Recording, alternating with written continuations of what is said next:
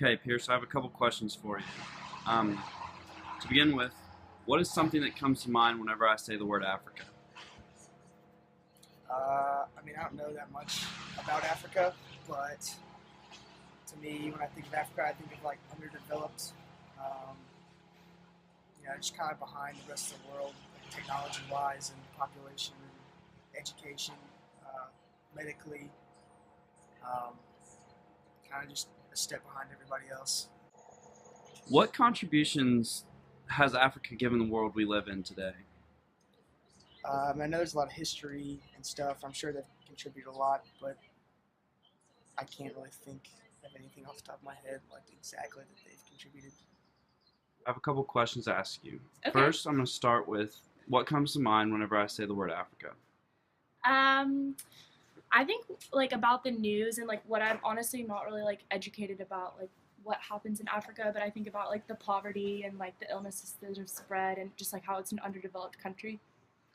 Many Western people have a variety of misconceptions about Africa. Let's take a look at just a few of the important contributions Africa has given us dating back tens of thousands of years. It is important to study Africa because it has been misconceived throughout the ages, although it has contributed important advancements including writing, mathematics, chemistry, medicine, and engineering, as well as art and music. Furthermore, it will help us better understand world history and relations with other countries. The Nok people are well known for the iron smelting abilities that they use to produce beautiful works of art as well as weaponry. The skill of smelting iron is still used today throughout the world. The zalam is a musical instrument from Sarl and is the ancient ancestor of the modern-day banjo. Many early African instruments were the parents of common instruments we see today. African oral traditions are used for many reasons, one being to link the past to the present. As oral traditions were passed down generation to generation, musical tellings were formed. An example of a famous oral tradition is the Epic of Sundiata. Egyptians originated the first form of writing known as hieroglyphics. These hieroglyphics were carved into clay tablets that were then left to dry. Evidence of these documentations were found on temples and pharaohs' tombs. Egyptians found it necessary to record the patterns of each season and when the annual flood occurred. Having this information was beneficial for their society to know how to prepare for the harvest. They based their recordings off of the position of the sun, moon, and stars. Learning about this information led to the study of astronomy. Furthermore, as Egyptians began to record their knowledge, they developed the first 365-day calendar. Schilling argues that the study of math originated from the architectural projects that the Egyptians took upon themselves. Because of these projects, the binary system, fractions, formulas for calculating the area of a circle, and common principles of the right-angled triangle were created.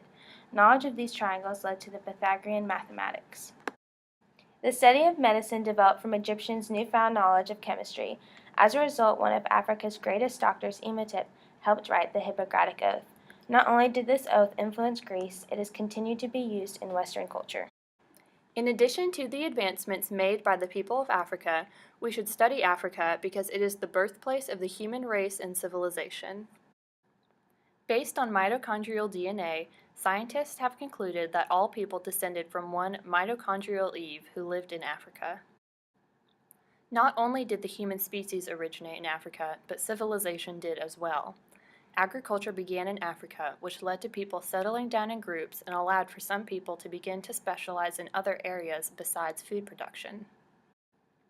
Africa plays an important part in the global market, so it is necessary to study Africa so future business people, politicians, etc. have a firm grasp on the real Africa, not the image of Africa portrayed by our society.